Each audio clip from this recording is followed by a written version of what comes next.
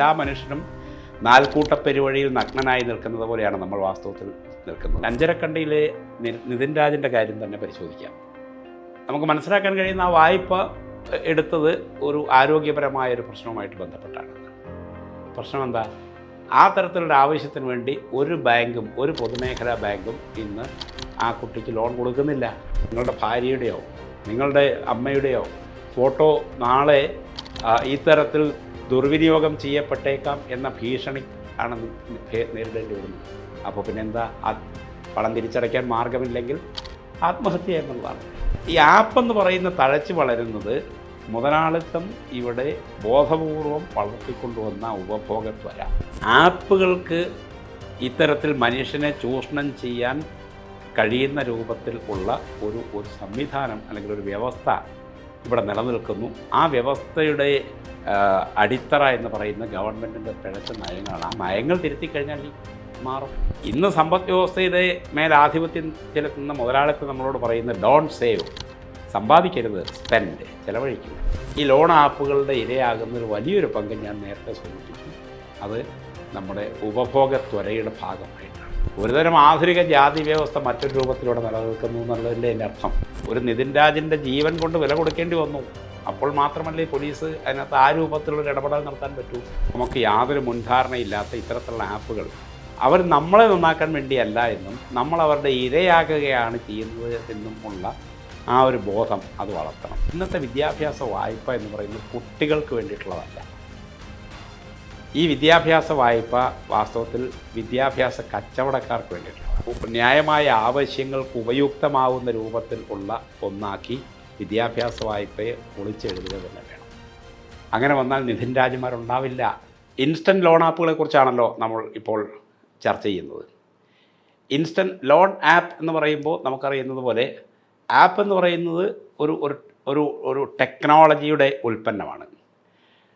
നമുക്ക് പരിചിതമായ ഒരു വായ്പയുടെ ആവാസ വ്യവസ്ഥ എന്ന് പറയുന്നത് ബാങ്ക്, അതായത് ബ്രിക്ക് ആൻഡ് മോർട്ടാർ എന്ന് പറയാവുന്ന കെട്ടിടത്തിൽ ഒരു സ്ഥാപനം എന്ന നിലയ്ക്ക് സ്ഥിതി ചെയ്യുന്ന ബാങ്ക്, അവിടെയുള്ള ഉദ്യോഗസ്ഥന്മാർ അവരെ കാണുന്നു, ലോണിനെ സംബന്ധിച്ചുള്ള വ്യവസ്ഥകൾ അവർ വിശദീകരിക്കുന്നു.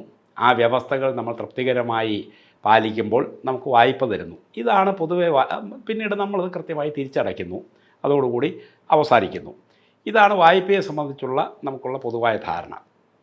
ഈ ധാരണ വാസ്തവത്തിൽ തുടങ്ങുന്നത് എവിടെ നിന്നാണ്? ബാങ്കിങ്ങിനെ സംബന്ധിച്ചുള്ള ഒരു ബ്രോഡർ അണ്ടർസ്റ്റാൻഡിങ്ങിൽ നിന്നാണ്. എന്താണ് ആ ബ്രോഡർ അണ്ടർസ്റ്റാൻഡിങ്? ബാങ്കിങ് എന്ന് പറയുന്നത് അടിസ്ഥാനപരമായി ഒരു ഇൻ്റർമീഡിയറി ഫങ്ഷൻ ആണ്, ഒരു ഇടനില പ്രവർത്തനം ആണ്.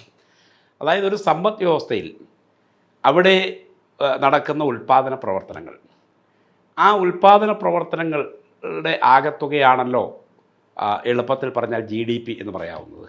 ഒരു രാജ്യത്തിൻ്റെ ഗ്രോസ് ഡൊമസ്റ്റിക് പ്രൊഡക്റ്റ് എന്ന് പറയാവുന്നത് ആ രാജ്യത്തെ എല്ലാ സേവനങ്ങളുടെയും അതുപോലെ ഉൽപ്പന്നങ്ങളുടെയും ആകെ മൂല്യം ആണ് ഒരു പ്രത്യേക കാലഘട്ടത്തിൽ, ഒരു വർഷത്തെ. അപ്പോൾ ആ നിലയ്ക്കുണ്ടാവുന്ന ദേശീയ ഉൽപ്പാദനം, അതിൽ വലിയൊരു പങ്ക് സർപ്ലസ് എന്ന നിലയ്ക്ക്, മിച്ചം എന്ന നിലയ്ക്ക് മാറ്റി വയ്ക്കപ്പെടുന്നുണ്ട്. അങ്ങനെ മാറ്റി വയ്ക്കപ്പെടുന്നത് പല രൂപത്തിലാവാം. ആളുകൾ അവരുടെ ഉൽപ്പന്നങ്ങൾ വിറ്റ് കിട്ടുന്ന മിച്ചം അത് ഉണ്ട്, അല്ലെങ്കിൽ ശമ്പളത്തിൽ കിട്ടുന്ന മിച്ചം, അല്ലെങ്കിൽ അവർക്ക് കിട്ടുന്ന പ്രോവിഡൻറ്റ് ഫണ്ട്, അല്ലെങ്കിൽ അവർ വസ്തു വിറ്റ് കിട്ടുന്ന പണം, ഇങ്ങനെ പല രൂപത്തിൽ കിട്ടുന്ന പണം എന്തൊക്കെയായിരുന്നാലും ഇതെല്ലാം രാജ്യത്താകെ ഉള്ള ദേശീയ വരുമാനത്തിൽ നിന്ന് മിച്ചം വയ്ക്കപ്പെടുന്നതാണ്. പക്ഷേ അങ്ങനെ മിച്ചം വയ്ക്കപ്പെടുമ്പോൾ മറുവശത്ത് വലിയൊരു വിഭാഗം ആളുകൾ ഇങ്ങനെ സാമ്പത്തിക വിഭവം, പണം ലഭ്യമല്ലാത്തത് കൊണ്ട് അവർക്ക് ജീവിതായോധനത്തിനുള്ള മാർഗം കണ്ടെത്താൻ പറ്റാതെ നിൽക്കുന്നുണ്ട്. അതായത് അവർക്ക് തൊഴിലാവശ്യമുണ്ട്, അല്ലെങ്കിൽ അവരുടെ കയ്യിൽ ചില ഉൽപ്പന്നങ്ങളെ സംബന്ധിച്ച ധാരണകളുണ്ടാവും. ഏത് നിലയ്ക്കാണെങ്കിലും ആ ഉൽപ്പാദന പ്രവർത്തനത്തിലേക്ക് ഇറങ്ങാൻ അവർക്ക് പണം ആവശ്യമുണ്ട്. അപ്പോൾ അങ്ങനെ പണം അവർക്ക് കൊടുക്കണം. അപ്പോൾ ഒരു വശത്ത് നേരത്തെ പറഞ്ഞ മിച്ചമുണ്ടാവുന്നു, മറുവശത്ത് ഏതാനും ആവശ്യക്കാരും ഉണ്ടാവുന്നു. ഈ മിച്ചം വയ്ക്കപ്പെടുന്ന പണം അത് ഈ ആവശ്യക്കാർക്ക് കൊടുക്കുക എന്നുള്ള ആ ഇടനില പ്രവർത്തനമാണ് ബാങ്കിങ്. അതായത് റീഡിപ്ലോയ്മെൻറ്റ് ഓഫ് ഫണ്ട്സ് അല്ലെങ്കിൽ റീഡിപ്ലോയ്മെൻറ്റ് ഓഫ് റിസോഴ്സസ് എന്ന് പറയാം. ഇങ്ങനെ റീഡിപ്ലോയ് ചെയ്യുന്നത് വഴി എന്താ സംഭവിക്കുക? സ്വാഭാവികമായിട്ട് സമ്പദ് വ്യവസ്ഥയിൽ കൂടുതൽ ചലനാത്മകത ഉണ്ടാകുന്നു. അതായത് ഇത്തരത്തിൽ കിട്ടുന്ന പണം അത് ഉൽപ്പാദന പ്രവർത്തനങ്ങൾക്ക് വിനിയോഗിക്കപ്പെടുന്നു, അതിലൂടെ തൊഴിലവസരങ്ങൾ ഉണ്ടാകുന്നു, അത് ജനങ്ങളുടെ ക്രയശേഷി വർദ്ധിക്കുന്നു, അതിലൂടെ വീണ്ടും ക്രയവിക്രയ പ്രവർത്തനങ്ങൾ നടക്കുന്നു, അതിൽ നിന്ന് കൂടുതൽ നികുതി വരുമാനം ഗവൺമെൻറ് ലഭിക്കുന്നു, വിപണി ഉണരുന്നു. ഇതാണ് സ്വാഭാവികമായിട്ടുള്ള ഒരു പ്രക്രിയ. ഇതാണ് നമുക്ക് ഒരു സമ്പദ് വ്യവസ്ഥയെ സംബന്ധിച്ച് ഉള്ള ഒരു സാധാരണ അണ്ടർസ്റ്റാൻഡിങ് എന്ന് പറയാവുന്നത്. പക്ഷേ ഈ ലോൺ ആപ്പ് എന്ന് പറയുന്നത് ഈ ധാരണകളെ മുഴുവൻ കടപുഴക്കുന്ന ഒന്നാണ്. അതെന്താണെന്ന് വെച്ചാൽ നേരത്തെ പറഞ്ഞ ഈ ഒരു കെട്ടിടത്തിൽ ഉള്ള അത്തരത്തിലുള്ള വ്യവസ്ഥകളോ അല്ലെങ്കിൽ സംവിധാനങ്ങളോ ഒന്നും ആവശ്യമില്ല. നിങ്ങൾക്ക് മെസ്സേജ് വരുന്നു, ആ മെസ്സേജിൽ ഉള്ള ആപ്പ് അത് ഇൻസ്റ്റാൾ ചെയ്യുന്നു, അതിലൂടെ അവരാവശ്യപ്പെടുന്ന ഡോക്യുമെൻറ്റ്സ് നിങ്ങൾ കൊടുക്കുന്നു. അത് നിങ്ങളുടെ ആധാർ കാർഡാവാം, നിങ്ങളുടെ പാൻ കാർഡാവാം. ഇതിൻ്റെ അടിസ്ഥാനത്തിൽ അവർ ലഭ്യമായ എല്ലാ ഡാറ്റയിൽ നിന്നും നിങ്ങളെ സംബന്ധിച്ച മുഴുവൻ കാര്യങ്ങളും അവർ കുഴിച്ചെടുക്കുന്നു. അതായത് ഇന്നത്തെ ബിഗ് ഡാറ്റയുടെ ഒരു ഉൽപ്പന്നമാണ് ഈ പറയുന്ന ലോൺ ആപ്പും. ബിഗ് ഡാറ്റ എന്ന് പറയുമ്പോൾ എന്താ സംഭവിക്കുന്നത്? നമ്മളിന്ന് നമുക്കറിയാമല്ലോ, എല്ലാ മനുഷ്യനും നാൽക്കൂട്ടപ്പെരുവഴിയിൽ നഗ്നനായി നിൽക്കുന്നത് പോലെയാണ് നമ്മൾ വാസ്തവത്തിൽ നിൽക്കുന്നത്. നമ്മളെ സംബന്ധിച്ച എല്ലാ വിശദ വിവരങ്ങളും ഈ പറയുന്ന നമ്മുടെ പ്രവർത്തനങ്ങൾ മുഴുവൻ അത് നിരീക്ഷിക്കുന്ന, അതിലിടപെടുന്ന ടെക്നോളജി വഴി ഇതെല്ലാം ലഭ്യമാണ്. ഉദാഹരണത്തിന് നമ്മൾ ഈ ഫോൺ അടുത്ത് വെച്ചുകൊണ്ട് ഏതെങ്കിലും ഒരു പ്രത്യേക ഉൽപ്പന്നത്തെക്കുറിച്ച് പറഞ്ഞു എന്നിരിക്കട്ടെ, കുറച്ച് കഴിയുമ്പോൾ നമുക്ക് മൊബൈലിൽ സ്വാഭാവികമായിട്ടും പരസ്യങ്ങൾ വരുന്നത് കാണാം ആ പ്രത്യേക ഉൽപ്പന്നത്തെ സംബന്ധിച്ച്. അങ്ങനെ നമ്മൾ സംസാരിക്കുന്നത് പോലും പിടിച്ചെടുക്കുന്ന ഒരു അന്തരീക്ഷത്തിലാണ് നമ്മൾ നിൽക്കുന്നത്.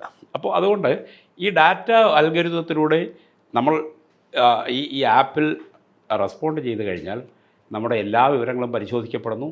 അതിൻ്റെ അടിസ്ഥാനത്തിൽ ഇൻസ്റ്റൻ്റായിട്ട് നിങ്ങൾക്ക് ലോൺ സാങ്ഷൻ ചെയ്യുന്നു. അപ്പോൾ ഇത് പ്രത്യക്ഷത്തിൽ വളരെ എളുപ്പമാണെന്ന് തോന്നാം. കാരണം ബാങ്കിൽ നിന്ന് ലോൺ കിട്ടുന്നത് വളരെ ശ്രമകരമായ, സമയമെടുക്കുന്ന, വലിയ ക്ലേശകരമായ ഒരു പണിയാണ്. അതിൻ്റെ ആ ബാധ്യതകളൊക്കെ ഒഴിവായി കിട്ടുന്നു, പെട്ടെന്ന് പണം പോക്കറ്റിൽ വരുന്നു എന്നുള്ളത്. പക്ഷെ പ്രശ്നം എന്താ വെച്ചാൽ, ഇങ്ങനെ പണം പോക്കറ്റിൽ വരുമ്പോൾ ഇതിൻ്റെ പിന്നിൽ ഒരുപാട് ചതിക്കുഴികളുണ്ട്. അതിലേക്ക് നമുക്ക് പിറകെ പരിശോധിക്കാം. എന്തായിരുന്നാലും ലോൺ ആപ്പ് എന്ന് പറയുന്നത് നേരത്തെ നമ്മൾ ബാങ്കുകളെ വായ്പയ്ക്ക് ആശ്രയിച്ചിരുന്നതിന് പകരം ഇന്ന് വന്നിട്ടുള്ള ടെക്നോളജി എനേബിൾഡ് ആയിട്ടുള്ള ഒരു സംവിധാനമാണ്. അതാണ് ഏറ്റവും ചുരുക്കത്തിൽ ആപ്പിനെ കുറിച്ച് പറയാനുള്ളത്. ഇത് ഇൻസ്റ്റൻ്റാണ്.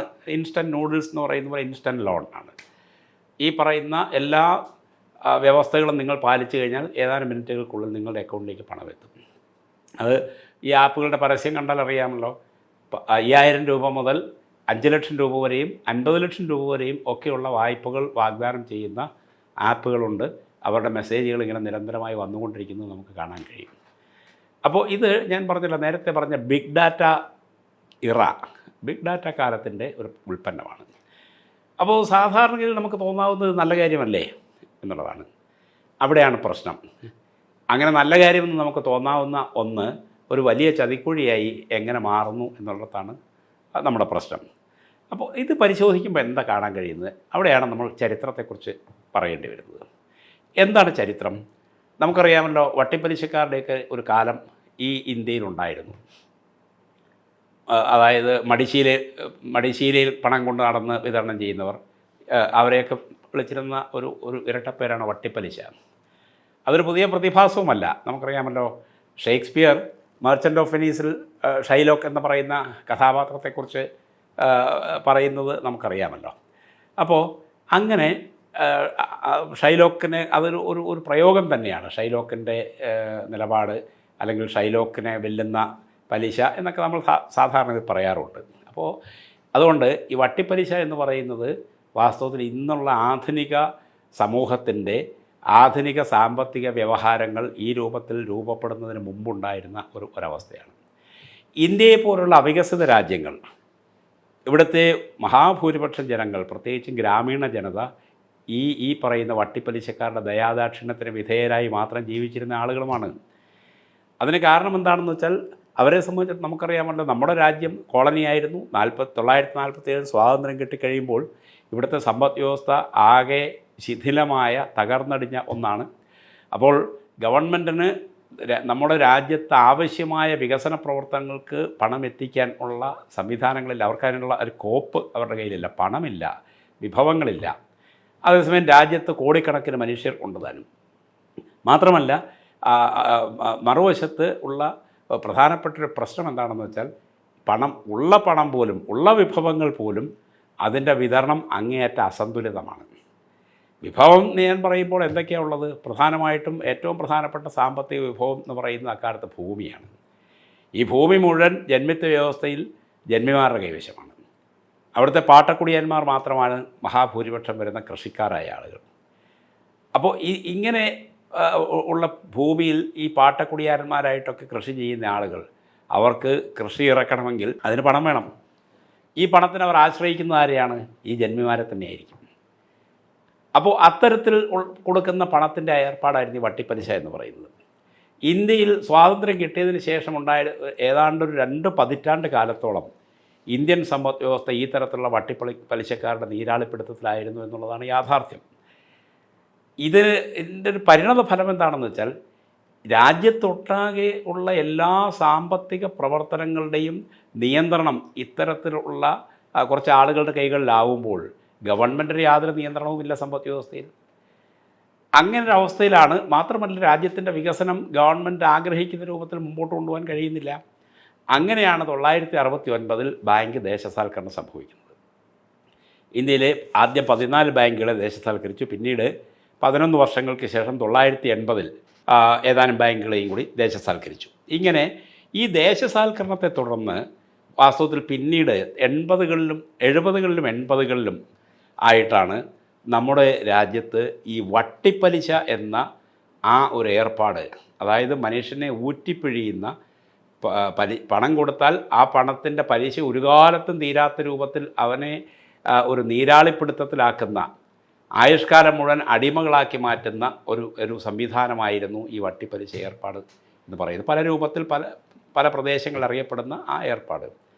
അതിനൊരറുതി വന്നതും ഇന്ത്യയിലെ സമ്പദ് വ്യവസ്ഥയിൽ താരതമ്യേന സന്തുലിതമായ രൂപത്തിൽ വിഭവങ്ങൾ എത്തിത്തുടങ്ങിയതും ഇന്ത്യയിലെ എല്ലാ പ്രദേശങ്ങളിലേക്കും ഔപചാരികമായ രൂപത്തിലുള്ള ഒരു ക്രയവിക്രയ സംവിധാനം, അതുപോലെ സാമ്പത്തിക വിനിമയ സംവിധാനം എത്തിയതും ഒക്കെ ബാങ്ക് ദേശസാൽക്കരണത്തെ തുടർന്നാണ്.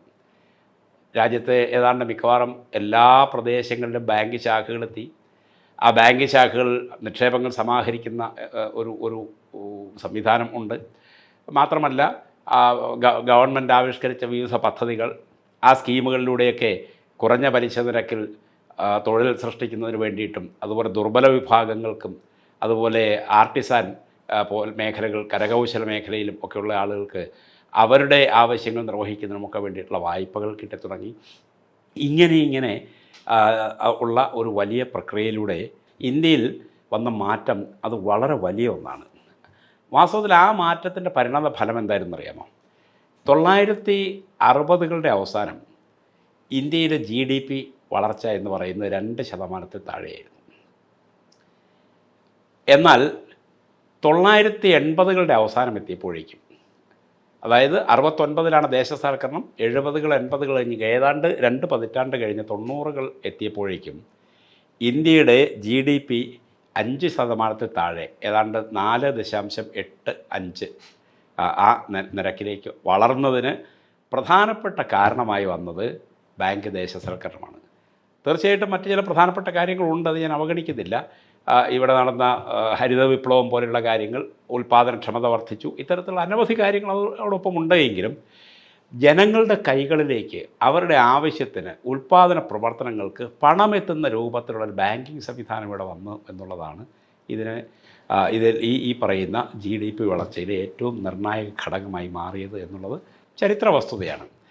എന്തായിരുന്നാലും ഇതിനെ തുടർന്ന് വന്ന ഒരവസ്ഥ എന്താ? നേരത്തെ പറഞ്ഞ വട്ടിപ്പലിശ ആ ഏർപ്പാടിന് വലിയൊരു പരിധിവരെ അറുതി വന്നു, ഇല്ലാതെയായി എന്ന് പറഞ്ഞുകൂടെങ്കിലും ഇവിടുത്തെ ഒരു ഫോർമൽ ബാങ്കിങ്, പ്രത്യേകിച്ചും അതിൽ തന്നെ ദേശസാൽകൃത ബാങ്കിങ്, അതിന് വലിയൊരു ആധിപത്യം തന്നെ കൈവന്നു. അങ്ങനൊരു വലിയ മാറ്റം ആണ് വന്നത്. എന്നാൽ പിന്നീട് സംഭവിച്ചു എന്താണ്? ഈ ബാങ്ക്, അപ്പോൾ ബാങ്കിങ്ങിൽ അതിലൊരു പ്രധാനപ്പെട്ട കാര്യം കൂടെ ഉണ്ട്. ബാങ്കുകൾ ആ സമയത്തൊക്കെ ഈ ദേശസാൽകൃത ബാങ്കിങ് വന്നതിന് ശേഷം എല്ലാ വിഭവങ്ങളും പരമാവധി ഉൽപ്പാദനപരമായ പ്രവർത്തനങ്ങൾക്ക് എത്തിക്കുന്ന ഒരു സംവിധാനമായിരുന്നു, അല്ലെങ്കിൽ അത്തരത്തിലൊരു ബാങ്കിങ് നയമായിരുന്നു ഇവിടെ ഉണ്ടായിരുന്നത്. കാരണം അതോടെ പണം ആവശ്യമാണ്. നമ്മുടെ കാർഷികോൽപാദനം, വ്യാവസായികോൽപാദനം, നേരത്തെ പറഞ്ഞ കരകൗശലവും അതുപോലെ ചെറുകിട വ്യവസായം അടക്കവും ഉള്ള മേഖലകൾ, ചില്ലറ വ്യാപാരം, അതോടൊപ്പം സ്വയം തൊഴിൽ കണ്ടെത്തൽ, ഇത്തരത്തിലുള്ള മേഖലകൾ, അതായത് രാജ്യത്തിൻ്റെ സമ്പദ് വ്യവസ്ഥയുടെ വളർച്ചയ്ക്ക് ഇവിടെ തൊഴിൽ സൃഷ്ടിക്കപ്പെടണം, ജനങ്ങളുടെ പോക്കറ്റിലേക്ക് പണം എത്തണം, ഇതിനാവശ്യമായ രൂപത്തിൽ ഉള്ള ഒരു നയം, അതാണ് ഉൽപ്പാദന കേന്ദ്രീകൃതമായ ഒരു ബാങ്കിങ് നയം ആയിരുന്നു ഇവിടെ ഉണ്ടായിരുന്നത്. മറ്റാവശ്യങ്ങൾക്ക് വായ്പ കിട്ടുമായിരുന്നില്ല. പ്രത്യേകിച്ചും നമ്മുടെ ഇപ്പോഴുള്ള കൺസ്യൂമർ വായ്പകൾ ഉണ്ടല്ലോ, നിങ്ങൾക്ക് ആവശ്യമുള്ള സാധനങ്ങൾ വാങ്ങിക്കൂട്ടുന്നതിന് ഹൗസിംഗ് ലോൺ അല്ലെങ്കിൽ വിദ്യാഭ്യാസ വായ്പ, ഇത്തരത്തിലുള്ള വായ്പകളൊന്നും ഉണ്ടായിരുന്നില്ല. അതിന് കാരണം എന്താ വെച്ചാൽ നമ്മുടെ കൈവശമുള്ള പരിമിതമായ പണം ഉൽപ്പാദനപരമായ പ്രവർത്തനങ്ങൾക്ക് വേണ്ടി വിനിയോഗിക്കപ്പെടണം എന്നുള്ളതുകൊണ്ടായിരുന്നു. എന്തായിരുന്നാലും ഈ ആഗോളീകരണ പ്രക്രിയയ്ക്ക് ശേഷം 1991 അത് ഇന്ത്യയിലേക്ക് വരുന്നത്. ആ പ്രക്രിയ വന്നതിന് ശേഷം ഇന്ത്യയിൽ ദേശസാൽകൃത ബാങ്കിങ്ങിൻ്റെ ഈ ഒരാശയം തന്നെ ആക്രമിക്കപ്പെടാൻ തുടങ്ങി. അതായത് ഉൽപ്പാദനപരമായ പ്രവർത്തനങ്ങൾക്ക് വായ്പ കൊടുക്കുക. അവിടെയുള്ള പ്രധാനപ്പെട്ട കാര്യം എന്താണ്?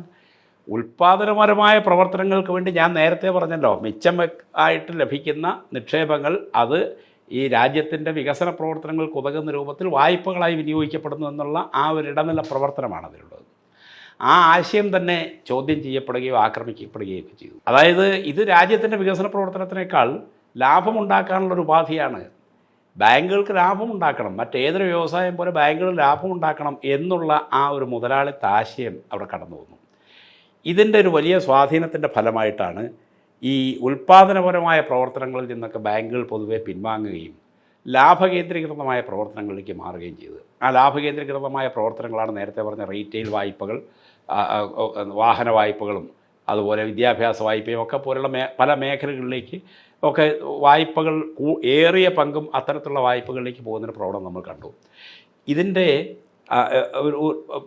മറ്റൊരു കാര്യം എന്താ വെച്ചാൽ, ഇങ്ങനെ ഒരു വശത്ത് നമ്മുടെ ഉപഭോക്തൃത്വരയെ വളർത്തിയെടുക്കുന്ന ഒരു പ്രക്രിയ ഒരു വശത്ത് നടക്കുന്നു, മറുവശത്ത് ബാങ്ക് വായ്പകളിൽ ഈ റീറ്റെയിൽ വായ്പകൾ കൊടുക്കുന്നു എന്നുള്ള വസ്തുതയാണെങ്കിലും ഇവിടെ സമാഹരിക്കപ്പെടുന്ന നിക്ഷേപങ്ങൾ വലിയൊരു പങ്ക് കോർപ്പറേറ്റുകളിലേക്ക് എത്തുന്ന ഒരവസ്ഥയാണ് ഉണ്ടായത്.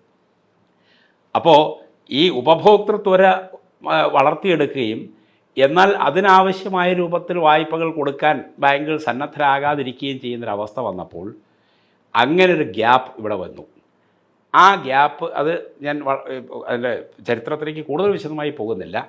അങ്ങനെ ഒരു ഗ്യാപ്പ് ഇവിടെ ഉണ്ടായിരുന്നത് ആണ് വാസ്തവത്തിൽ ഈ ആപ്പുകൾ ഇന്ന് മുതലെടുക്കുന്നത്. അപ്പോൾ ഈ ആപ്പുകൾ തുടങ്ങുന്നത് നമുക്കറിയാമല്ലോ, ഫിൻടെക് ബാങ്കിങ്ങിൻ്റെ ഉൽപ്പന്നങ്ങൾ എന്നതിലേക്കാണ്. ഫിനാൻഷ്യൽ ടെക്നോളജി, ഞാൻ നേരത്തെ പറഞ്ഞ ടെക്നോളജി എനേബിൾഡ് ആണെന്ന്. അപ്പോൾ ഇതിനെ വിളിക്കുന്നത് ഫിൻടെക് എന്നാണ്, ഫിനാൻഷ്യൽ ടെക്നോളജി. ഈ ഫിൻടെക് ബാങ്കിങ്ങിലൂടെ സംഭവിക്കുന്നത് എന്താണെന്ന് വെച്ചാൽ, ബാങ്കിങ്ങിനെ സംബന്ധിച്ചുള്ള നിലവിലുള്ള എല്ലാ ആശയങ്ങളും സങ്കല്പനങ്ങളും നമ്മുടെ ധാരണകളും ഒക്കെ അട്ടിമറിക്കപ്പെടുകയാണ്. ബാങ്ക് എന്ന് പറയുന്ന സ്ഥാപനം ആവശ്യമില്ല, ഉദ്യോഗസ്ഥന്മാരാവശ്യമില്ല, അതിൻ്റെ ഒരു പ്രോസസ്സിങ്ങിനെ സംബന്ധിച്ചുള്ള നിയതമായ ഒരു ധാരണകളും അല്ലെങ്കിൽ ഒരു വ്യവസ്ഥകളും ആവശ്യമില്ല. ഇത് മറ്റേതൊരു കച്ചവടവും പോലെ ലാഭകരമായ രൂപത്തിൽ ഈ ആപ്പ് വഴി നടത്താം. നിങ്ങൾക്ക് ആമസോൺ വഴി ബുക്ക് വാങ്ങിക്കാം, അല്ലെങ്കിൽ സൊമാറ്റോ വഴി ഭക്ഷണം വാങ്ങിക്കാം, ഊബർ വഴി നിങ്ങൾക്ക് വാഹനം വാടകയ്ക്ക് എടുക്കാം, ഇങ്ങനെ അല്ലെങ്കിൽ നെറ്റ്ഫ്ലിക്സ് വഴി നിങ്ങൾക്ക് സിനിമ കാണാം എന്ന് പറഞ്ഞതുപോലെ തന്നെ ഈ ആപ്പുകൾ എന്ന് പറയുന്നതും ഈ ഒരു ഉൽപ്പന്നത്തെ, അതായത് മനുഷ്യൻ്റെ സാമ്പത്തിക ആവശ്യത്തെ ഒരു കച്ചവട ചരക്കാക്കി മാറ്റുന്ന ഏർപ്പാടാണ്. അപ്പോൾ ഇവിടെ ശ്രദ്ധിക്കേണ്ട കാര്യം എന്താണെന്ന് വെച്ചാൽ, നേരത്തെ പറഞ്ഞ ഊബറിൻ്റെയൊക്കെ കാര്യത്തിൽ ഉള്ള ഒരു പ്രധാനപ്പെട്ട വ്യത്യാസം, ഊബർ എന്ന് പറയുന്നത് ലോകത്തെ ഏറ്റവും വലിയ ടാക്സി ഓപ്പറേറ്ററാണ്. പക്ഷേ അവർക്ക് സ്വന്തമായ ഒരു വാഹനം പോലും ഇല്ല. നെറ്റ്ഫ്ലിക്സ് എന്ന് പറയുന്നത് ലോകത്തെ ഏറ്റവും വലിയ തിയേറ്റർ ശൃംഖലയാകാം, പക്ഷേ അവർക്ക് സ്വന്തമായിട്ട് ഒരു തിയേറ്റർ പോലും ഇല്ല. എന്ന് പറഞ്ഞതുപോലെ ഈ ആപ്പിൻ്റെ കാര്യത്തിലും ഈ ആപ്പ് ഓപ്പറേറ്റ് ചെയ്യുന്ന ആളുകൾക്ക് വാസ്തവത്തിൽ സ്വന്തമായി പണം പോലും അവരുടെ കൈവശം ഉണ്ടാവണമെന്നില്ല.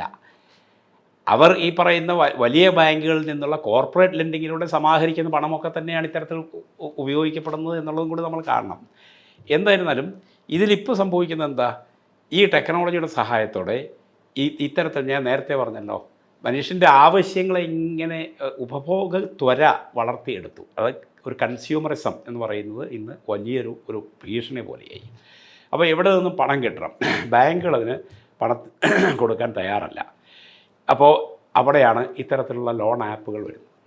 ഇതാദ്യം വരുന്നത് ഫിൻടെക് ബാങ്കിങ് അധികം വർഷങ്ങളായിട്ടില്ല. ഫിൻടെക് ബാങ്കിങ് എന്ന ആശയം ഇവിടെ അവതരിപ്പിക്കപ്പെടുമ്പോൾ വളരെ ആകർഷകമായൊരു ഒരാശയമായിട്ടാണ് അവതരിപ്പിക്കപ്പെടുന്നത്. നിങ്ങളുടെ ആവശ്യത്തിന് പെട്ടെന്ന് പണം കിട്ടും. ആ ആവശ്യത്തിന് വേണ്ടി നിങ്ങൾ ഇങ്ങനെ ബാങ്കുകളുടെ വാതിലുകൾ കയറിയിറങ്ങി നടക്കേണ്ട ആവശ്യമില്ല, നിങ്ങൾ തിണ്ണനിറങ്ങേണ്ട ആവശ്യമില്ല, നിങ്ങളുടെ ആവശ്യങ്ങൾക്ക് പെട്ടെന്ന് പണം കിട്ടും എന്നുള്ളതാണ്. ഈ റീറ്റെയിൽ ലെൻഡിങ് എന്ന് പറയുന്നത് അതിവേഗം ലോകത്ത് വളർന്നു. അതായത് ഇതിൻ്റെ തുടക്കത്തിൽ ഒരു 2015-16 കാലത്ത് ഈ ഫിൻടെക് ബാങ്കിങ് തുടങ്ങുന്ന കാലത്ത് വാസ്തവത്തിൽ ഇതിനെക്കുറിച്ച് ആരും കേട്ടിരുന്നു പോലും ഇല്ലാത്തൊരവസ്ഥയിൽ നിന്ന് 2018-19 ആയപ്പോഴേക്കും ലോകത്താകെ ഉള്ള റീറ്റെയിൽ വായ്പകളിൽ ഒരു വലിയ പങ്ക് ഏതാണ്ട് 15-20% അപ്പോൾ തന്നെ ഈ പറയുന്ന ലോൺ ആപ്പുകൾ മറ്റും വഴിയുള്ള വായ്പകളായി കഴിഞ്ഞു. അത്ര വേഗത്തിൽ ചെറുകിട വായ്പകളുടെ 15-20% അതിവേഗം അവർ കൈവശപ്പെടുത്തി കഴിഞ്ഞു. തുടർന്ന് അപ്പോഴും ഈ ഫിൻടെക് ബാങ്കിങ്ങിൽ ഉള്ളത് വലിയ പ്ലേയേഴ്സ് മാത്രമാണ്. നമുക്കറിയുന്നത് പോലെ ഈ ഗൂഗിൾ ഒക്കെ പോലെയുള്ള വമ്പൻ പ്ലേയേഴ്സ് ആണ് ഫിൻടെക് ബാങ്കിങ്ങിൻ്റെ ആദ്യകാലത്തെ പ്രയോക്താക്കൾ. അത് ലോൺ ആപ്പ് എന്ന് കൃത്യമായി പറയാൻ പാടില്ല. അവർ ഈ പറയുന്ന പണവിനിമയം കൂടുതൽ എളുപ്പത്തിലാക്കുന്നൊരു പ്രക്രിയ എന്നുള്ളതിലേക്ക് കൊണ്ടുവന്ന ആളുകളാണ്. പക്ഷേ ലോൺ ആപ്പുകളുടെ വരവോടുകൂടി ചിത്രമാകെ മാറുകയാണ്. ഒന്ന്, ഇതിന് ഔദ്യോഗികമായ ഒരു സംവിധാനം പോലും ഇല്ല. ഇത് മാത്രമല്ല, ഇത് സമ്പദ് വ്യവസ്ഥയെ സംബന്ധിച്ചുള്ള എല്ലാ ധാരണകളെയും തകിടം മറിക്കാൻ പോരുന്ന ഒന്നാണ്. കാരണം എന്താണെന്ന് വെച്ചാൽ ഗവൺമെൻറ് നമ്മുടെ മോണിറ്ററി പോളിസി, പണനയം, ആ പണനയം എന്തിനാണ് നടപ്പാക്കുന്നത്? പണനയം നമുക്കറിയാമല്ലോ, രാജ്യത്തെ പണത്തിൻ്റെ ലഭ്യത കൂട്ടുകയോ കുറയ്ക്കുകയോ, അതായത് സപ്ലൈ ഡിമാൻഡ് അനുസരിച്ച് രാജ്യത്തെ പണപ്പെരുപ്പം നിയന്ത്രിക്കുന്നതിന്, വിലക്കയറ്റം നിയന്ത്രിക്കുന്നതിന് ഒക്കെ ഗവൺമെൻറ്റിൻ്റെ കയ്യിലുള്ള പ്രധാനപ്പെട്ട ഒരു ടൂൾ ആണ് ഈ പറയുന്ന മോണിറ്ററി പോളിസി. ആ മോണിറ്ററി പോളിസിയിലൂടെ എന്താ സംഭവിക്കുന്നത്? ഇപ്പോൾ രാജ്യത്ത് അതിരൂക്ഷമായ വലിയ വിലക്കയറ്റമുണ്ടാകുന്നു, പണപ്പെരുപ്പമുണ്ടാകുന്നു. അപ്പോൾ എന്തു ചെയ്യും? പലിശ വർദ്ധിപ്പിക്കും. അങ്ങനെ പലിശ വർദ്ധിപ്പിക്കുമ്പോൾ പണത്തിൻ്റെ ലഭ്യത കുറയും. കാരണം കൂടുതൽ ലാഭം പലിശയിൽ നിന്ന് കിട്ടുന്നുണ്ടെങ്കിൽ ആളുകൾ ബാങ്കിലേക്ക് നിക്ഷേപിക്കും. അതുപോലെ പണത്തിൻ്റെ പണച്ചുരുക്കമാണ് അനുഭവപ്പെടുന്നതെങ്കിലോ നേരെ മറിച്ച് പലിശ നിരക്ക് കുറച്ചുകൊണ്ട് മാർക്കറ്റിലേക്ക് പണം എത്തിക്കും. പക്ഷേ ആ തരത്തിലുള്ള ഒരു ഇഫക്റ്റീവായിട്ടുള്ള മോണിറ്ററി പോളിസിക്ക് ഗവൺമെൻറ് സാധിക്കാത്ത രൂപത്തിൽ, കാരണം ഗവൺമെൻറ്റിൻ്റെ ആ നിയന്ത്രണങ്ങൾക്കൊന്നും വഴങ്ങുന്നവരല്ല ഈ ആപ്പ്. ബാങ്കുകൾ ആ വ്യവസ്ഥയ്ക്ക് വിധേയരായി പണിയെടുക്കേണ്ടവരാണ്. പക്ഷേ ആപ്പ് അങ്ങനെ ചെയ്യേണ്ടവരല്ല, അവർക്കതൊന്നും ബാധകമല്ല. അവരെ സംബന്ധിച്ചിടത്തോളം അവരാവശ്യപ്പെടുന്ന വ്യവസ്ഥകൾ നിങ്ങൾ പാലിക്കുന്നുവെങ്കിൽ വെട്ടുകത്തി പലിശയ്ക്ക് നിങ്ങൾക്ക് വായ്പ തരുന്നു. ആധുനിക ഷൈലോക്ക് മാർക്കാണ്. പിന്നെ ഇതിനെ സംബന്ധിച്ച് ഉള്ള പ്രധാനപ്പെട്ട പ്രശ്നം വന്നിരിക്കുന്നത് എന്താ വെച്ചാൽ ഇതൊരു വലിയ സാമൂഹ്യ വിപത്തായി മാറുകയാണ്. രണ്ട് തരത്തിലാണ്. ഒന്ന്, ഞാൻ പറഞ്ഞല്ലോ, ഈ തരത്തിലുള്ള വായ്പകൾ എന്ന് പറയുന്നത് ഉൽപ്പാദനപരമായ ആവശ്യങ്ങൾക്കല്ല. വായ്പകൾ എടുക്കുന്നതിൽ ഏറിയ പങ്കെന്നല്ല, ഏതാണ്ട് മുഴുവൻ പങ്കും തന്നെ ഉപഭോഗപരമായ ആവശ്യങ്ങൾക്കാണ്. അത് ചെറിയ താരതമ്യേന പ്രായം കുറഞ്ഞ യുവാക്കളോ ഒക്കെ, യുവതലമുറയിൽപ്പെട്ട ആളുകൾ, അവരെ സംബന്ധിച്ചിടത്തോളം ഒരു 20,000 രൂപ എന്ന് പറയുന്ന ഒരു മൊബൈൽ ഫോണിൻ്റെ വിലയാകാം, 50,000 രൂപ എന്ന് പറയുന്ന ഒരു ലാപ്ടോപ്പിൻ്റെ വിലയാകാം. അങ്ങനെ അവർക്ക്, അല്ലെങ്കിൽ ഒരു 2 വീലറിന് വേണ്ടിയിട്ടുള്ള പണം. അപ്പോൾ ഇതൊക്കെയായിരിക്കും അവരെ സംബന്ധിച്ച ആവശ്യം. ഇവിടെ മുതൽ ഈ നമ്മുടെ മുമ്പിൽ ഇപ്പോഴുള്ള എത്രയോ തരത്തിലുള്ള നാനാതരത്തിൽ ലഭ്യമായിട്ടുള്ള ഈ ഉപഭോഗ വസ്തുക്കൾ വാങ്ങിച്ചെടുക്കുന്നതിന് വേണ്ടിയിട്ട് ഒരു ടൈപ്പ് അറേഞ്ച്മെൻറ്റ് വഴി വേറെയും വരുന്നുണ്ട്. അത് നമുക്കറിയാമല്ലോ. ഇപ്പോൾ മൊബൈൽ ഫോൺ വാങ്ങിക്കണമെങ്കിൽ 24 മാസം നോ കോസ്റ്റ് ഇൻസ്റ്റാൾമെൻറ്റ് എന്ന് പറഞ്ഞ് വേറെ വരുന്നു. അതും ഈ ആപ്പിൻ്റെ ഒരു വകഭേദം തന്നെയാണ്. എന്തായിരുന്നാലും ഇതിലൂടെയൊക്കെ ഈ നമുക്ക് നേരത്തെ ഉണ്ടായിരുന്ന ഒരു ആശയം എന്ന് പറയുന്നത് പണം ദുർവിനിയോഗം ചെയ്യരുത്, സമ്പാദിക്കുക എന്നുള്ളതായിരുന്നു. സമ്പാദ്യശീലം എന്ന് പറയുന്നത് കുട്ടിക്കാലത്ത് നമ്മുടെ ഒരു സദ്ഗുണമായിട്ട് നമ്മൾ പഠിച്ചിരുന്നൊരു കാര്യമാണ്. സത്യസന്ധതയും ഒക്കെ പോലെ ഒരു സ്വഭാവ ഗുണം ആയിട്ടായിരുന്നു സമ്പാദ്യശീലം. പക്ഷേ ഇന്നത്തെ മുദ്രാവാക്യം അതല്ല. ഇന്ന് സമ്പദ് വ്യവസ്ഥയുടെ മേലാധിപത്യം ചെലുത്തുന്ന മുതലാളിത്തം നമ്മളോട് പറയുന്നത് ഡോണ്ട് സേവ്, സമ്പാദിക്കരുത്, സ്പെൻഡ്, ചിലവഴിക്കൂ എന്നാണ്. അപ്പോൾ ആ ഡോണ്ട് സേവ് സ്പെൻഡിൽ നിന്ന് ആണിത് ഈ ആപ്പുകളൊക്കെ ഇന്ന് ഇങ്ങനെ തഴച്ചു വളരുന്നത്. കാരണം എന്താ, നിങ്ങൾ സമ്പാദിക്കേണ്ട, ചിലവഴിക്കാൻ പണമില്ലെങ്കിൽ ഞങ്ങൾ തരാം, കടമെടുത്ത് ചിലവഴിച്ചുകൊള്ളുക. ഇങ്ങനെ കടമെടുത്ത് ചിലവഴിക്കുമ്പോൾ അതിന് വേണ്ട കൊള്ളപ്പലിശകളൊക്കെ ഞങ്ങൾ വാങ്ങിച്ചു കൊള്ളാം. അങ്ങനെ ഇത് തീർത്ത് കഴിഞ്ഞാൽ അത് അടുത്ത് ഞങ്ങൾ തരാം. ഇങ്ങനെ ചുരുക്കത്തിൽ നിങ്ങളുടെ എന്താവശ്യങ്ങൾക്കും ഞങ്ങൾ പണം തരാം എന്ന നിലയ്ക്ക് ഉള്ള ഒരു പ്രശ്നം എന്താണെന്ന് വെച്ചാൽ, ഈ തരത്തിലുള്ള വായ്പകൾ എടുക്കുന്നത് ഒന്നും തന്നെ ഉൽപ്പാദന പ്രവർത്തനങ്ങൾക്കല്ല. അതായത് ആ പണം ഉപയോഗിച്ച് എന്തെങ്കിലും ഒരു ഉൽപ്പാദന പ്രവർത്തനത്തിൽ ഏർപ്പെട്ട് അതിൽ നിന്ന് വരുമാനമുണ്ടാക്കി അത് തിരിച്ചടയ്ക്കുന്നില്ല. അവിടെയാണ് പ്രശ്നം. അങ്ങനെ വരുമ്പോഴോ, ഇപ്പോൾ ഈ കുട്ടി മൊബൈൽ ഫോൺ വാങ്ങിക്കുന്നു, അതിനുവേണ്ടി ഈ പണം എടുക്കുന്നു, തിരിച്ചടയ്ക്കാൻ പറ്റുന്നില്ല, അവന് മറ്റ് വരുമാനമില്ല, എന്താ ചെയ്യുക?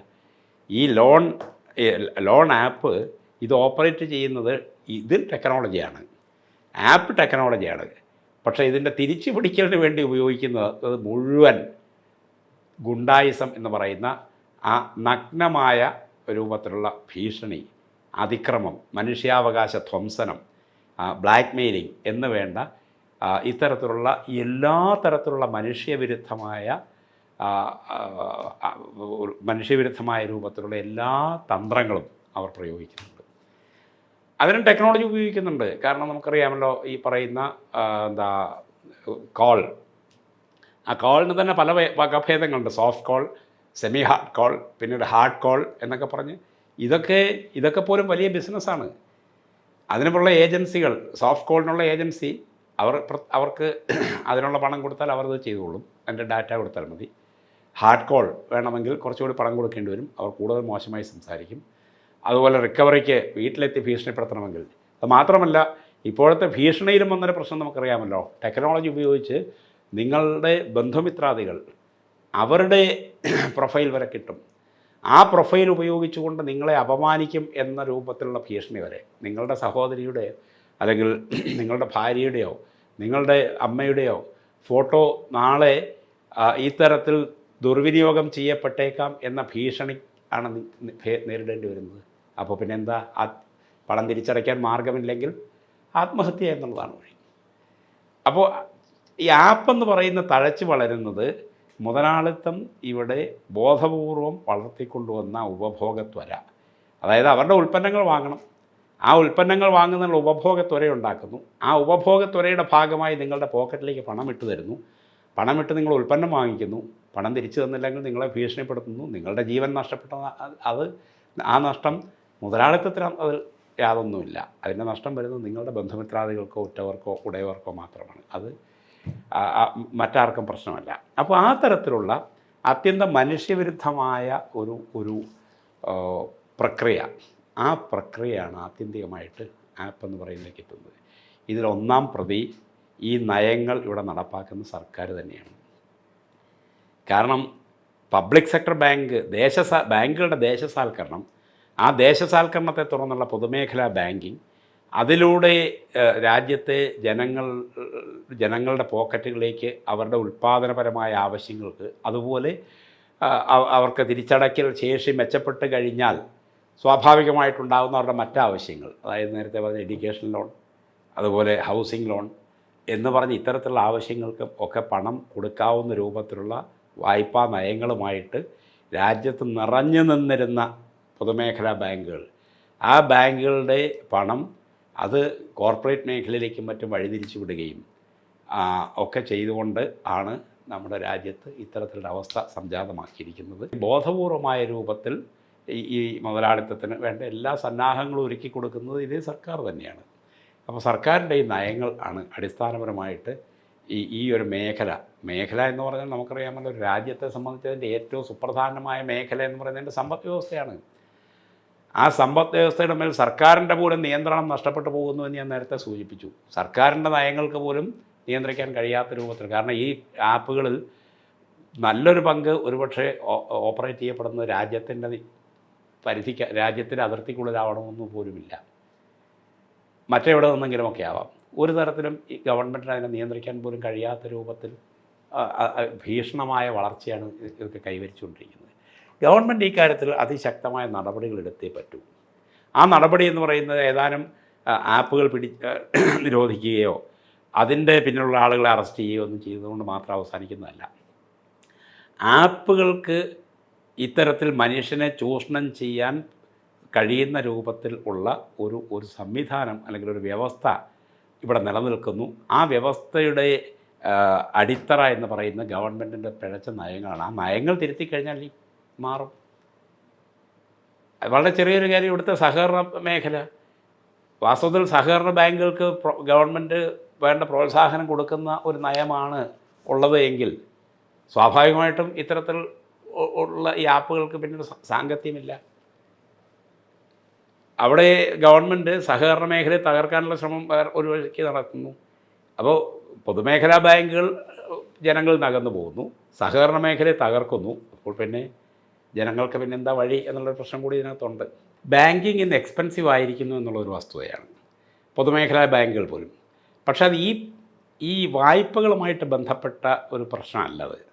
അതായത് ഇപ്പോൾ ഒരു അക്കൗണ്ട് ഓപ്പൺ ചെയ്യണമെങ്കിൽ മിനിമം ബാലൻസ് ചുരുങ്ങിയത് 1000 രൂപയെങ്കിലും വേണം എന്നുള്ളത് ഒരു പ്രശ്നം. അതിൽ തന്നെ കൂടുതൽ മെച്ചപ്പെട്ട സേവനങ്ങൾ കിട്ടണമെങ്കിൽ അതിലും വളരെ കൂടുതൽ വേണ്ടി വരുന്നു പൊതുമേഖലാ ബാങ്കുകളിൽ പോലും. അതുപോലെ ചെക്ക് മടങ്ങിയാൽ, അതുപോലെ നിങ്ങൾക്ക് മൊബൈൽ സേവനം ലഭിക്കണമെങ്കിൽ, ചെക്ക് ബുക്ക് വേണമെങ്കിൽ എന്ന് വേണ്ട ബാങ്ക് സേവനം എന്ന് പറയുന്നത് ചിലവേറിയൊരു പ്രക്രിയയാക്കി മാറ്റിയിരിക്കുന്നത് നേരത്തെ പറഞ്ഞ ലാഭത്വരയുടെ പ്രശ്നമാണ്. പക്ഷേ ഈ വായ്പകളെ സംബന്ധിച്ചിടത്തോളം ആ ഒരു ചിലവല്ല പ്രശ്നം. ഇപ്പോൾ നമ്മുടെ അഞ്ചരക്കണ്ടിയിലെ നിതിൻ രാജിൻ്റെ കാര്യം തന്നെ പരിശോധിക്കാം. നമുക്ക് മനസ്സിലാക്കാൻ കഴിയുന്ന ആ വായ്പ എടുത്തത് ഒരു ആരോഗ്യപരമായൊരു പ്രശ്നവുമായിട്ട് ബന്ധപ്പെട്ടാണ്. പ്രശ്നം എന്താ?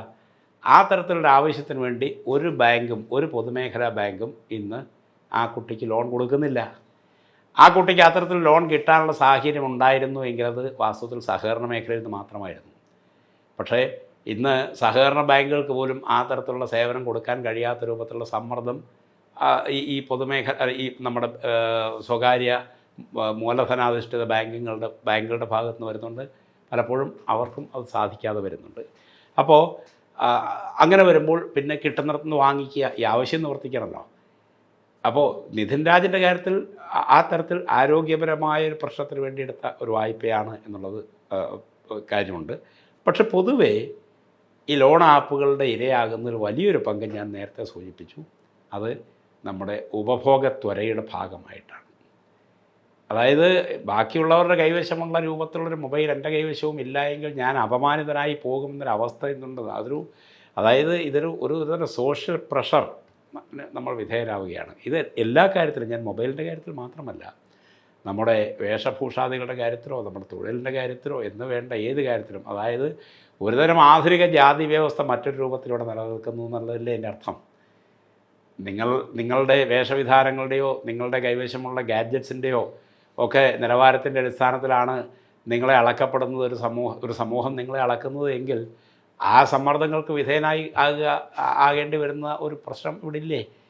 ഇതൊക്കെയാണ് ഈ പറയുന്ന ആപ്പുകളുടെയും ഒക്കെ ഒരു വലിയ സാധ്യത. എന്നുവെച്ചാൽ അവർ അത്തരത്തിലുള്ള സാധ്യതകളാണ് അവർ മുതലെടുക്കുന്നത് എന്നുള്ളതാണ് പ്രശ്നം. ഇത് മറ്റൊരു കാര്യം കൂടി ചേർത്ത് വെച്ച് ചിന്തിച്ചറിയാം. ഇന്ന് വളരെ വ്യാപകമായിട്ട് നടക്കുന്ന സൈബർ ഫ്രോഡുകളുണ്ടല്ലോ. ഈ സൈബർ ഫ്രോഡുകളിലൂടെ ഇപ്പോൾ കഴിഞ്ഞ ഏതാനും വർഷങ്ങൾക്കുള്ളിൽ കേരളത്തിൽ മാത്രം നഷ്ടപ്പെട്ടിരിക്കുന്നത്, കഴിഞ്ഞ ദിവസം റിപ്പോർട്ട് ചെയ്യപ്പെട്ടത് ഏതാണ്ട് 3000-ൽ പരം കോടി രൂപയുടെ ആണ് കഴിഞ്ഞ ദിവസം ഒരു റിപ്പോർട്ട് കണ്ടത്. അപ്പോൾ ഇവിടേക്കുള്ള പ്രശ്നം എന്താണെന്ന് വെച്ചാൽ, പോലീസിൽ നമ്മൾ സമീപിക്കുന്നു, കേസുകൾ കൊടുക്കുന്നു, ഇതൊക്കെ ശരിയാണ്.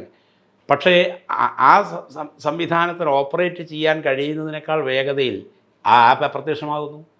ഇത് ഓപ്പറേറ്റ് ചെയ്യുന്ന ആളുകൾ മറ്റൊരു ജോഗ്രഫിയിൽ നിന്ന് മറ്റൊരു പ്രദേശത്ത് പോയി മറ്റൊരു ആപ്പിൽ നിന്ന് അവർ ഓപ്പറേറ്റ് ചെയ്യുന്നു. പ്രശ്നം എന്ന് വെച്ചാൽ ഇതൊരു ഫേസ്ലെസ് ആയിട്ടുള്ള സംവിധാനമാണല്ലോ. ഇതിൻ്റെ പിന്നിൽ ആര് പ്രവർത്തിക്കുന്നു? ആരാണ് ഇതിൻ്റെ അധികാരപ്പെട്ട ആളുകൾ? ഇവർ ഏത് നിയമത്തിൻ്റെ അടിസ്ഥാനത്തിൽ പ്രവർത്തിക്കുന്നു? ഈ പറയുന്ന ആ വ്യവസായം നടത്തുന്ന ആളുകൾ അവർ കമ്പനിയാണോ അതല്ല പാർട്ട്ണർഷിപ്പ് ഫേമാണോ? എന്താണ് ഇതിൻ്റെ സംവിധാനം? ആരാണ് ഇതിൻ്റെ ചുമതലപ്പെട്ട ആളുകൾ? ഇതൊന്നും ആരും അന്വേഷിക്കുന്നില്ല, ആർക്കും അറിയാനും കഴിയുന്നില്ല. ഈ പറയുന്ന നിതിൻ രാജിന് ലോൺ കൊടുത്ത ആ ആപ്പിനെ കുറിച്ചൊന്ന് ആലോചിച്ച് നോക്കൂ. ആ ആപ്പിൻ്റെ എന്നെ സംബന്ധിച്ച് അതിൻ്റെ സൈറ്റിലോ എവിടെയെങ്കിലും എന്തെങ്കിലും വിവരം ലഭ്യമാണോ? അല്ല. ഇത് അന്വേഷിച്ച് പിടിച്ച് അവിടെ പോയല്ലേ പോലീസ് അത് ഒരു നിതിൻ രാജിൻ്റെ ജീവൻ കൊണ്ട് വില കൊടുക്കേണ്ടി വന്നു. അപ്പോൾ മാത്രമല്ലേ പോലീസ് അതിനകത്ത് ആ രൂപത്തിലുള്ളൊരു ഇടപെടൽ നടത്താൻ പറ്റൂ. അല്ലാതെ സാധാരണ നമ്മളൊരു കേസ് കൊടുത്താൽ ഈ രൂപത്തിൽ പോയി അന്വേഷിക്കാൻ ഉള്ളൊരു സംവിധാനം അത് പ്രായോഗികമായിട്ടൊന്ന് പോലീസ് മെഷീനറിക്കും ഉണ്ടാവില്ല. അപ്പോൾ പോലീസിൻ്റെ ഒരു പോലീസിൻ്റെ അല്ലെങ്കിൽ നീതിന്യായ സംവിധാനത്തിൻ്റെ ഒരു റീച്ചിനപ്പുറം ഉള്ളൊരു ആഗോള സംവിധാനം ടെക്നോളജി എന്ന് പറയുന്നത് അത് ടെക്നോളജി, അതുപോലെ ഡാറ്റ അൽഗോരിതം, ഡാർക്ക് നെറ്റ്, ഇതിൻ്റെ എല്ലാം ഒരു കോമ്പിനേഷൻ ആണ് ഇവിടെ ഓപ്പറേറ്റ് ചെയ്തുകൊണ്ടിരിക്കുന്നത്. നമുക്കറിയാമല്ലോ, ഇന്ന് ലോകത്ത് ഏറ്റവും കൂടുതൽ പണം ഇൻവെസ്റ്റ് ചെയ്യപ്പെട്ടിരിക്കുന്ന ഒരു മേഖലയാണ് ഡാർക്ക് നെറ്റ് എന്നാണ് പറയപ്പെടുന്നത്. എന്ന് വെച്ചാൽ സൈബർ ലോകത്തെ എല്ലാ നിയമവിരുദ്ധമായ പ്രവർത്തനങ്ങളും. ആ നിയമവിരുദ്ധമായ പ്രവർത്തനങ്ങളിൽ ഏറ്റവും കൂടുതൽ പണം ഇൻവെസ്റ്റ് ചെയ്യപ്പെട്ടിരിക്കുന്നു എന്ന് പറയുമ്പോൾ ഒന്ന് ആലോചിച്ച് നോക്കൂ. ആ തരത്തിലുള്ള ഒരു ഡാർക്ക് നെറ്റിൻ്റെ വലിയൊരു സ്വാധീനം ഈ ആപ്പിൻ്റെ മേഖലയിലുമുണ്ട് എന്ന കാര്യം നിസ്സംശയം പറയാൻ കഴിയുന്ന ഒന്നാണ്. ഇത് ഒരു തലമുറയുടെ മാത്രം പ്രശ്നമായി ചുരുക്കി കാണരുത്. ഇത് യുവാക്കളുടെ ഒരു പ്രശ്നം അതല്ല, ഇതൊരു സാമൂഹ്യ വിപത്താണ്. ആ വിപത്ത് നിലവിലുള്ള ഒരു സാമൂഹ്യ വ്യവസ്ഥയുടെയും ഒരു സാമ്പത്തിക നയത്തിൻ്റെയും ഉൽപ്പന്നമാണ്. അതുകൊണ്ട് അടിസ്ഥാനപരമായി തിരുത്തൽ വരേണ്ടത് ആ നയങ്ങളിലാണ്. അതായത് മനുഷ്യരുടെ ന്യായമായ ആവശ്യങ്ങൾക്ക് ഇവിടെ നിയമപരമായ സംവിധാനത്തിലൂടെ പണം ലഭിക്കും എന്ന ഒരു സ്ഥിതി ഉണ്ടെങ്കിൽ അവർക്ക് ഓപ്പറേറ്റ് ചെയ്യാൻ പറ്റില്ല. ഒന്ന്. രണ്ടാമത്തേത്, തീർച്ചയായിട്ടും സാക്ഷരത ആവശ്യമാണ്. എന്തുകൊണ്ട് സാക്ഷരത? അത് നേരത്തെ പറഞ്ഞ രൂപത്തിൽ പരിമിതമായ ഒന്നല്ല. പ്രശ്നം എന്താണെന്ന് വെച്ചാൽ ഞാൻ പറഞ്ഞത് സാക്ഷരതയുടെ ആവശ്യം വരുന്നത് എവിടെ മുതലാണ്? അത് എന്താണ് പണം എന്നുള്ളതിൽ നിന്നാണ്. പണം എന്ന് പറയുന്നത് നമ്മുടെ അധ്വാനം തന്നെയാണ് ഈ പണം. ഏത് രൂപത്തിലാണെങ്കിലും ആ അധ്വാനമാണ് ഈ പണമായി മാറുന്നത്. അപ്പോൾ നിങ്ങളുടെ കയ്യിൽ നിന്ന് 20,000 രൂപയ്ക്ക് നാളെ 50,000 രൂപയോ 1,00,000 രൂപയോ പലിശയടക്കം തിരിച്ചു വാങ്ങിക്കുമ്പോൾ നിങ്ങൾക്ക് ആ 20,000 രൂപ കിട്ടിയപ്പോൾ പകരം നിങ്ങൾ 1,00,000 രൂപയുടെ അധ്വാനമാണ് തിരിച്ചു കൊടുക്കുന്നത്. അപ്പോൾ പണം എന്ന് പറയുന്ന പണ്ടത്തെ ബാർട്ടർ സിസ്റ്റത്തെക്കുറിച്ച് നമുക്കറിയാമല്ലോ. അന്ന് ഈ പണം എന്ന് പറയുന്ന ഒന്നും ഉണ്ടായിരുന്നില്ലല്ലോ. നിങ്ങൾ ചക്ക കൊടുത്ത് മാങ്ങ വാങ്ങുകയും അല്ലെങ്കിൽ തേങ്ങ കൊടുത്ത് വെളിച്ചെണ്ണ വാങ്ങുകയും ചെയ്യുന്ന രൂപത്തിൽ, അതായത് അവിടേക്ക് നമ്മുടെ അധ്വാനത്തിൻ്റെ ഒരു തോത് തുലനം ചെയ്യപ്പെടുന്ന ഒരു സംവിധാനമുണ്ട്. അപ്പോൾ അതിലൂടെ നമ്മുടെ ആവശ്യങ്ങളാണ് നിവർത്തിക്കപ്പെടുന്നത്. അപ്പോൾ ഇവിടെ പ്രധാനപ്പെട്ട കാര്യം എന്താണെന്ന് വെച്ചാൽ, എന്താണ് ഈ പണം? അത് എന്തിനു വേണ്ടിയാണ്? ഒരു സമൂഹത്തിൻ്റെ മൊത്തം വിഭവം, സമൂഹത്തിൻ്റെ സമ്പത്താണ്. ഈ സമൂഹത്തിൽ ജീവിക്കുന്ന മുഴുവൻ മനുഷ്യർക്കും അവകാശപ്പെട്ട ഒന്നാണ് ഈ സമ്പത്ത്. അതിൻ്റെ സന്തുലിതമായ ഒരു വിതരണത്തിലൂടെ എല്ലാ മനുഷ്യരുടെയും എല്ലാ ആവശ്യങ്ങളും നിർവഹിക്കപ്പെടുന്നൊരു സംവിധാനമാണ് ഉണ്ടാവേണ്ടത് എന്ന ബോധമാണ് കൾട്ടിവേറ്റ് ചെയ്യപ്പെടേണ്ടത്. അതല്ലാതെ എൻ്റെ ആവശ്യങ്ങൾ, എൻ്റെ സുഖസൗകര്യങ്ങൾ എന്ന രൂപത്തിൽ വ്യക്തികേന്ദ്രീകൃതമായി ചിന്തിപ്പിക്കുകയും, ഞാൻ നേരത്തെ പറഞ്ഞതുപോലെ ഞാൻ എന്ന വ്യക്തി അളക്കപ്പെടുന്നത് എൻ്റെ മൊബൈലിൻ്റെയോ അല്ലെങ്കിൽ എൻ്റെ വാഹനത്തിൻ്റെയോ എൻ്റെ വേഷവിധാനത്തിൻ്റെയോ ഒക്കെ ഒരു മാനദണ്ഡത്തിലാവുകയും ചെയ്യുന്നൊരു സാമൂഹ്യ വ്യവസ്ഥ അതല്ല എന്ന് ബോധ്യപ്പെടുത്തേണ്ട ആവശ്യമുണ്ട്. അതോടൊപ്പം ഞാൻ പറഞ്ഞല്ലോ, പണ്ടത്തെ സമ്പാദ്യശീലം എന്ന് പറയുന്നതിനെക്കുറിച്ച് പണ്ട് പറഞ്ഞിരുന്നു. സമ്പാദ്യശീലത്തെക്കുറിച്ച് അന്ന് ഇത്രത്തോളം ട്രസ്റ്റ് വരാൻ കാരണം എന്താ വെച്ചാൽ, ഓരോ പൈസയും നമ്മുടെ സമൂഹത്തിന് അത്രത്തോളം പ്രധാനപ്പെട്ട ഒന്നായിരുന്നു. ഇന്നും ഈ സമ്പാദ്യശീലം എന്ന് പറയുന്ന സമൂഹത്തെ സംബന്ധിച്ച് മാത്രമല്ല, ഒരു വ്യക്തിയെ സംബന്ധിച്ച് അവൻ്റെ ജീവിതത്തിൽ ഏറ്റവും പ്രധാനപ്പെട്ട ഒന്ന് സമ്പാദിക്കുക എന്ന് പറഞ്ഞാൽ ചിലവ് ചെയ്യേണ്ട എന്നർത്ഥത്തിലല്ല, പക്ഷേ ഈ പണത്തിൻ്റെ ആ ഒരു വിനിമയം, പണത്തിൻ്റെ ഒരു ചെലവഴിക്കൽ, അതിനെ സംബന്ധിച്ച് പ്ലാനിങ്, ഇത്തരം കാര്യങ്ങളെ സംബന്ധിച്ച് ശാസ്ത്രീയമായൊരു ബോധമുണ്ടാക്കുക എന്നുള്ളത് ഏറ്റവും പ്രധാനപ്പെട്ട കാര്യമാണ്. പക്ഷേ അത് രണ്ടാമത്തെ കാര്യം മാത്രമാണ്. ഏറ്റവും പ്രധാനപ്പെട്ടത് ഞാൻ ആദ്യം സൂചിപ്പിച്ച നയപരമായ തിരുത്തൽ, അത് ഗവൺമെൻറ്റിൻ്റെയും അതുപോലെ നമ്മുടെ സമ്പദ് വ്യവസ്ഥയുടെ തലപ്പത്തുള്ള ആളുകളുടെയും റിസർവ് ബാങ്കിൻ്റെയും എല്ലാ ഭാഗത്തു നിന്ന് ഉണ്ടാവേണ്ടതുണ്ട് എന്ന് തന്നെയാണ് എനിക്ക് തോന്നുന്നത്. ഈ ആപ്പുകളെ സംബന്ധിച്ച് ഇതിൻ്റെ ചതിക്കുഴികൾ, അതിനെക്കുറിച്ച് വ്യാപകമായ രൂപത്തിലുള്ള ബോധവൽക്കരണം ഉണ്ടാവണം. പ്രത്യേകിച്ചും നമുക്ക് യാതൊരു മുൻധാരണയില്ലാത്ത ഇത്തരത്തിലുള്ള ആപ്പുകൾ അവർ നമ്മളെ നന്നാക്കാൻ വേണ്ടിയല്ല എന്നും നമ്മൾ അവരുടെ ഇരയാകുകയാണ് ചെയ്യുന്നത് എന്നും ഉള്ള ആ ഒരു ബോധം അത് വളർത്തണം. രണ്ട്, ന്യായമായ ആവശ്യങ്ങൾക്ക്, കുട്ടികളുടെ ന്യായമായ ആവശ്യങ്ങൾ അടക്കം നേരത്തെ പറഞ്ഞ വിദ്യാഭ്യാസത്തിന് വേണ്ടിയിട്ടുള്ള ചെലവിൽ അതും കൂടി ഉൾപ്പെടുത്തിക്കൊണ്ട് ആ പണം കൂടി അവർക്ക് ലഭ്യമാവുന്ന രൂപത്തിൽ നമ്മുടെ വിദ്യാഭ്യാസ വായ്പയുടെ രീതി തന്നെ മാറ്റി എഴുതേണ്ടതുണ്ട്. അവിടെയുള്ള പ്രശ്നം എന്താ വെച്ചാൽ ഇന്നത്തെ വിദ്യാഭ്യാസ വായ്പ എന്ന് പറയുന്നത് കുട്ടികൾക്ക് വേണ്ടിയിട്ടുള്ളതല്ല. ഈ വിദ്യാഭ്യാസ വായ്പ വാസ്തവത്തിൽ വിദ്യാഭ്യാസ കച്ചവടക്കാർക്ക് വേണ്ടിയിട്ടുള്ളതാണ്. അതായത് നിങ്ങൾക്കിപ്പോൾ സംഗീതം പഠിക്കാനാണ് താല്പര്യമെന്നിരിക്കട്ടെ, നല്ല സിദ്ധിയും കഴിവും ഉള്ള കുട്ടിയാണെന്നിരിക്കട്ടെ, പക്ഷേ സംഗീതം പഠിക്കാൻ ഒരു വായ്പയ്ക്ക് വേണ്ടി ശ്രമിച്ചു നോക്കൂ, കിട്ടില്ല നിങ്ങൾക്ക്. കാരണം എന്താ? ആ സംഗീതം എന്ന് പറയുന്നത് ലാഭകരമായ ഒരു വ്യവസായമായി നടത്തുന്ന ഒരു സ്ഥാപനം ഇവിടെ ഇല്ല. അപ്പോൾ എൻജിനീയറിങ്ങോ അല്ലെങ്കിൽ മെഡിസിനോ ഒക്കെ ഇന്ന് ലാഭകരമായ ഉൽപ്പന്നങ്ങളാണ്. അതുകൊണ്ട് അതിന് വേണ്ടിയിട്ട് കുട്ടികളെ കിട്ടും, അതിനുവേണ്ടി സ്ഥാപനം നടത്താം, അതിനുവേണ്ടി അവർക്ക് വിദ്യാഭ്യാസ വായ്പ സംഘടിപ്പിച്ചു കൊടുക്കാം. അപ്പോൾ അങ്ങനെ ആ സ്ഥാപനം ലാഭകരമായി നടത്തുന്നതിന് വേണ്ടിയിട്ടുള്ളൊരു ഉപാധി മാത്രമാണ് ഇന്നത്തെ വിദ്യാഭ്യാസ വായ്പ. അതിന് പകരം അത് വിദ്യാർത്ഥി കേന്ദ്രീകൃതമായി അവരുടെ ന്യായമായ